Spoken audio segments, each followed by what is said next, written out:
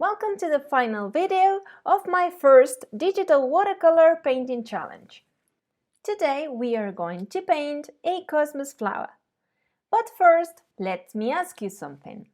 How many different petals do you think I've painted here? I'll give you some time to count. Well, only one. Did you guess it right? You didn't? Well, let's see how to do this. This time we are going to make a quick sketch. So let's rename this layer, Sketch, create a new layer for the paper texture, and rename it too. I'm going to choose a color from my paper colors palette. I think this light brown will look great, because the texture of the dark recycled paper brush that I am going to use is quite dense.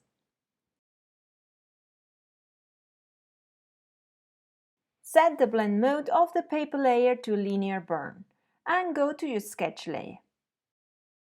Pick a color and your favorite sketching brush. I'm going to use my multi-purpose moist detailer. We can paint almost any flower starting with an oval, so let's draw a medium-sized oval and give it a little bit of volume this way. Now we are going to draw guidelines for our petals. With these two guidelines, we can draw 4 petals flowers. Our cosmos flower has 8 petals, so we need to add more guidelines. Draw a larger oval to help you draw all the petals about the same size. It's shaky lines time! People who are worried about how shaky their lines look are the best at drawing petals. Everything has a positive side, right? As you see, I am not drawing the petals in order. Why? Well, because most of the flowers are not so neat and some petals grow on top of the rest, some behind, and some others look like they are fighting for the best spot, right? Finally, draw a curved line from the center. This will be the stem. I think it is a bit unbalanced. I will make this petal larger.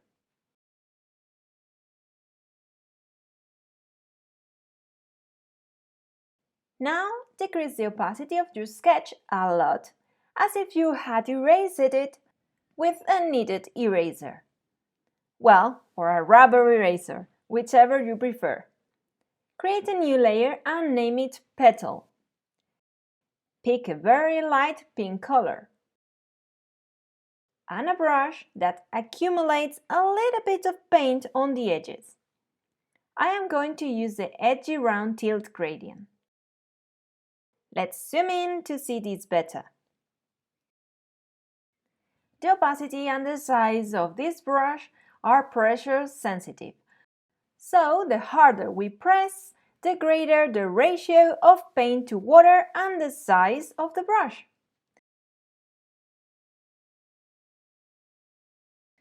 I am applying less pressure on this part. Yeah, we can barely see the difference because the color is very light. But knowing how the brush works is important because the areas where we apply more pressure will be more opaque than the areas where we apply less pressure. And that will affect the visibility of the content of the clipping masks we are going to attach to this layer. Pick a darker color and a different brush. I'm going to use the subtle damp dry old because I don't want to get hard edges now. The size of this brush is pressure sensitive and it is low charge, so we will run out of paint and we will have to lift the pencil to recharge it. Why did I create it this way? Because it runs out of paint progressively, so we can create smoother transitions and blend colors easily. What we are doing now is to add a sense of volume by adding more paint to the areas where the two curves meet. Also, the petals of the cosmos flower I have are almost white close to the center, so I will try not to add color to that part.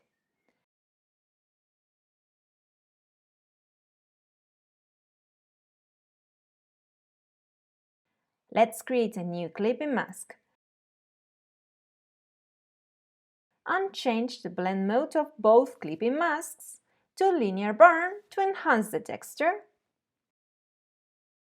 Let's pick the double hairy edger brush to create more watercolor effects.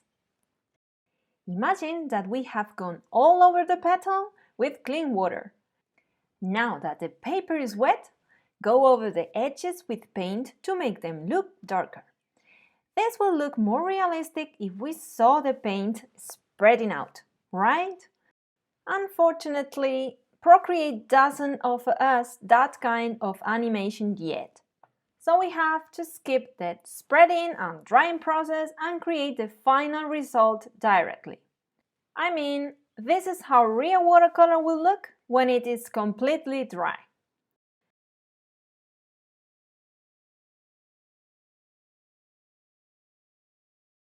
Our petal is done, so let's turn off the background color, the sketch and the paper texture layers.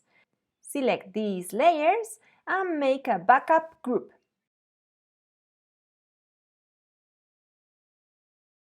Now swipe 3 fingers downwards and tap on Copy All. Repeat and now tap on Paste. Turn off the visibility of the backup group. Turn on the rest and let's have some fun. Duplicate the petal. We need to have always a copy of the original petal, okay? Now go to Adjustments and tap on Liquify. Here we control the size of the area that will be affected by the Liquify mode we chose. And these are the liquefied modes. For example, if we set a very large size, this is what happens. That's because our painted element is smaller than the area affected. So we need to adjust the size to be able to modify our image properly. See? Much better. Pressure determines how strong the effect will be, depending on the pressure we apply with our Apple Pencil. When it is set low, to me it's more complicated to control, so I always set it to max. Distortion does exactly that. Distort the results. If we set it to none, you'll see the difference clearly. Momentum determines for how long will the liquify effect continue after we lift the pencil. Let's set it to none to see the difference. I usually set this to none too. We can use the reset option to come back to the original petal. Let's take a quick look at the liquefied modes. Everybody uses the twirl right and left to create marble effects and alcohol ink effects, but they can be used for much more. For example, we can curve the petal this way, duplicate it, and create a peony bud opening. Twirl left simply goes in the opposite direction. Let's reset this. Pinch kind of creates a black hole that eats up the surrounding pixels. We can use it to put our petal on a diet. We can combine it with the push mode to turn our cosmos petal into a daisy petal. Reset. Expand does the opposite. It inflates the elements. Now it looks like a cherry blossom flower or a hot air balloon, right? With crystals, we can create, for example, carnation petals. This is probably too much. If you want to create a carnation petal, you will have to play around with the distortion and the size. Okay, reset. Edge is similar to pinch, but instead of a black hole, creates a black line that sucks the surrounding pixels. We can use it to make something look folded or to make our edges look smoother. See? Reconstruct allows us to restore a part of our element without losing the rest of the effects we have applied to it. Adjust. I've undone everything, so let's create an effect to explain this option. Okay, we will use this to control the strength of the effect. If we have liquefied our image too much, this is the option we use to soften the effect. Now that we know how all the modes work, it's time to build up our flower. Let's curve this petal. How would you do it?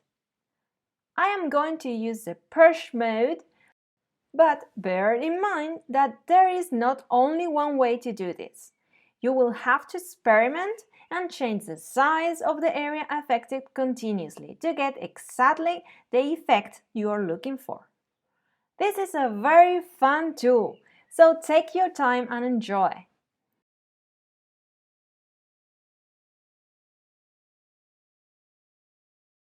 Well, this looks good to me, so I'm going to tap on the Adjustments icon to commit changes and close the Liquify interface. Go to the next petal, tap on the Transform tool and rotate it. If we had a full petal flower, tapping on Rotate 45 degrees would be faster, but our flower has 8 petals, so let's do this using the rotation handle. Don't forget to duplicate the petal before applying any change to it. If you forget to do it, it's not the end of the world. You can do the copy all process again, okay? And basically, all we have to do now is to repeat the same process again and again until we have all our petals in place.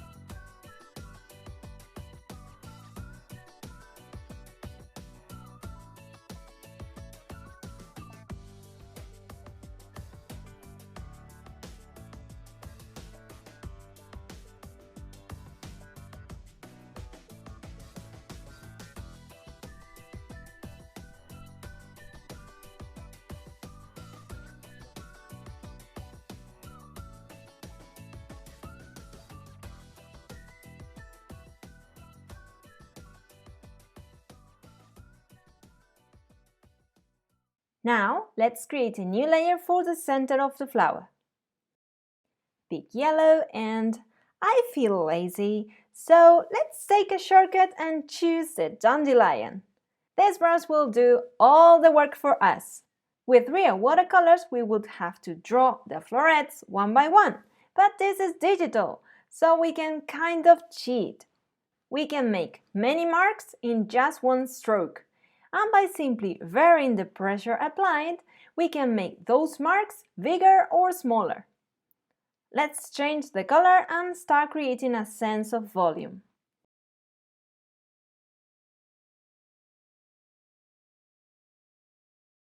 Change the color again and repeat.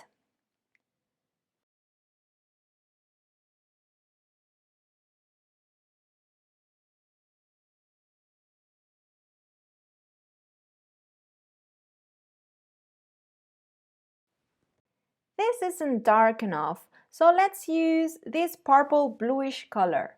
If you want it even darker, remember that you can use a darker tone or create a new layer on top and change the blend mode to linear burn.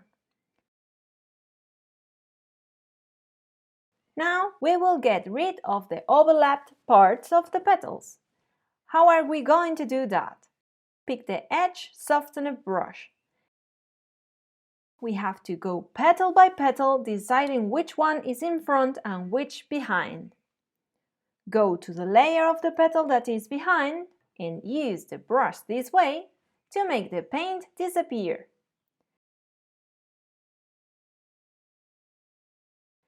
Which one is in front?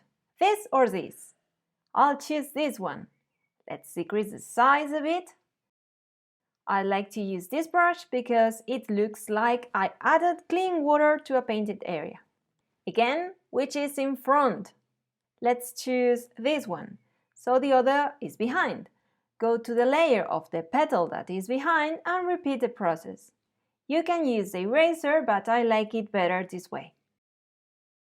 Entering in fast mode in 3, 2, 1, now!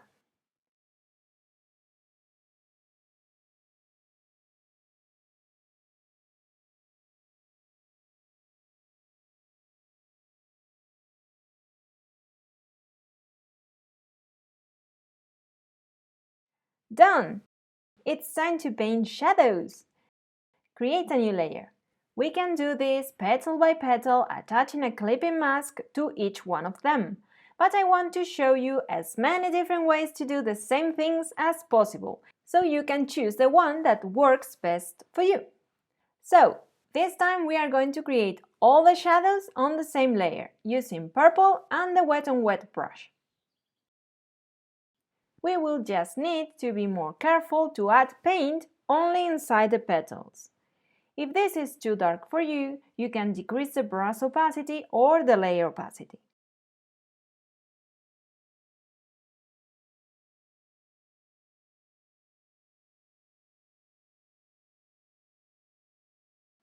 You can also use the smudge tool or any other tool that helps you achieve the result you are looking for. As with real watercolors, we won't get a detailed petal with just one stroke. This takes time, so enjoy the process. And if you get stuck, feel free to leave a comment and I will try to help you out, okay?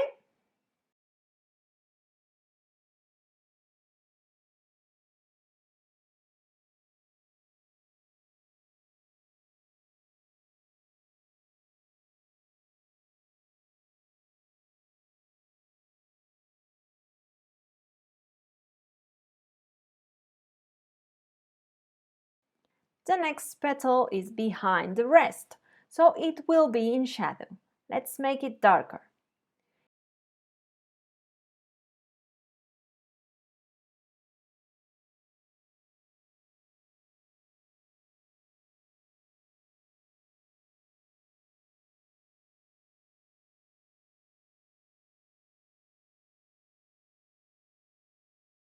If you go out of the edge, you can use the eraser or just leave it, as you prefer. We can also use the eraser to add highlights.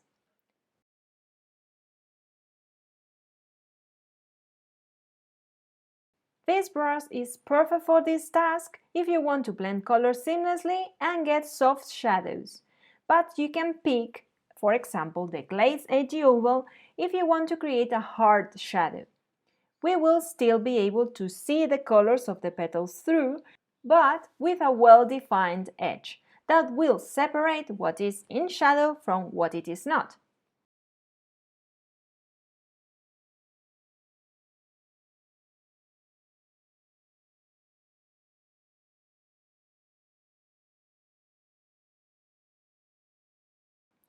Also, we can control how intense these shadows look with the opacity slider. Fast mode, please. And let's play upbeat music too to make this part more entertaining to watch.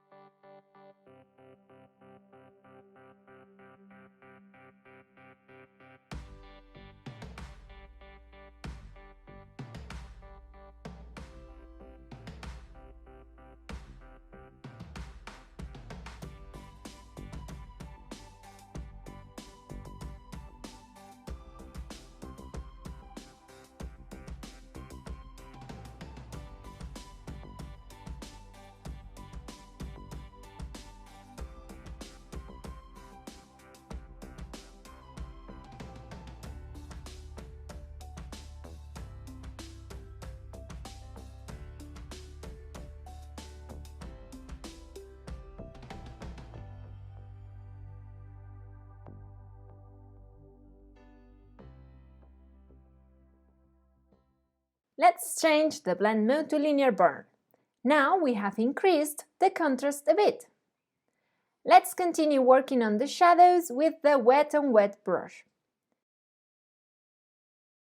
Fast mode, please.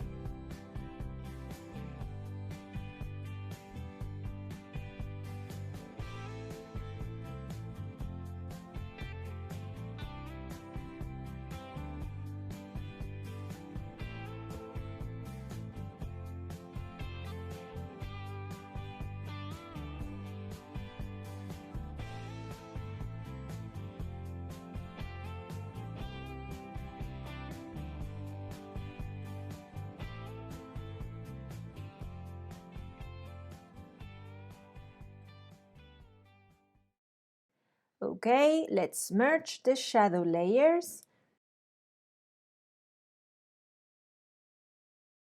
Shadows.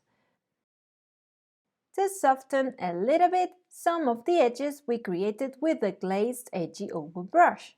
I am using the paint tool and the wet on wet brush to be able to blend and add more color to without changing between the paint and the smudge tool continuously.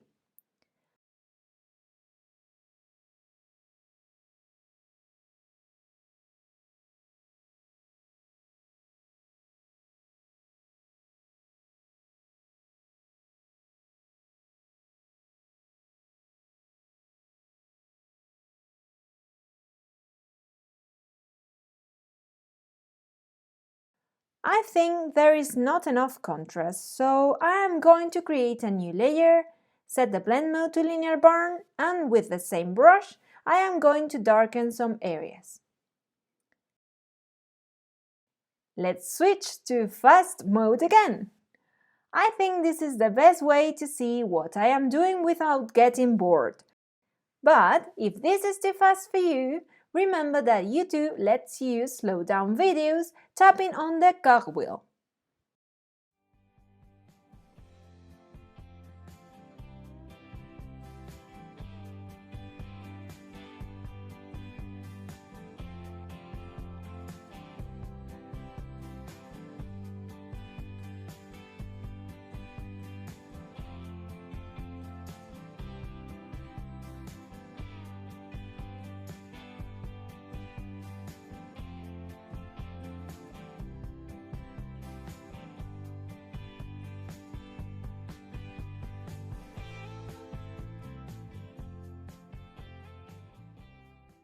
Now it's the center of the flower that looks a bit flat, right? Create a new layer, rename it. Let's rename this one too, and change the blend mode. I want to better control where I paint the shadows, so I will use the same brush I was using before instead of the dandelion.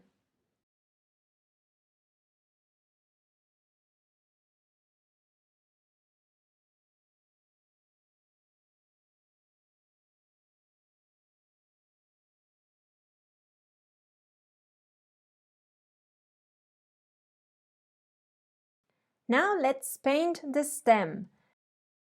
Pick light green and the edgy oval brush.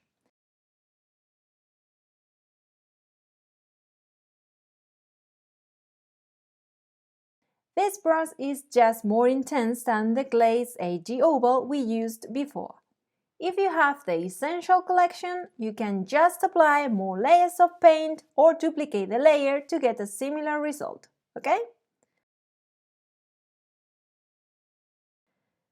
This will need a shadow, right?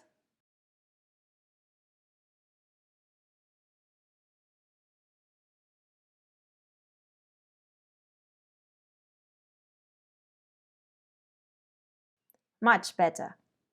Well, after watching all the videos of this series, I think you have all the knowledge and tools you need to create any digital watercolor illustration. So, my last assignment for you is to paint a background for our beautiful flower. In this example, I've used the Copy All tool and set the blend mode of the copied layer to overlay in order to increase contrast. And then, in different layers, I used the Flat Wash Light Round brush to paint the soft parts, the Dryest brush to add a different texture here and there, and the Freckles and Super Small Drops brushes to create some splatters. I would love to see your version, so don't forget to tag me if you share it on Instagram, okay? See you around! Bye!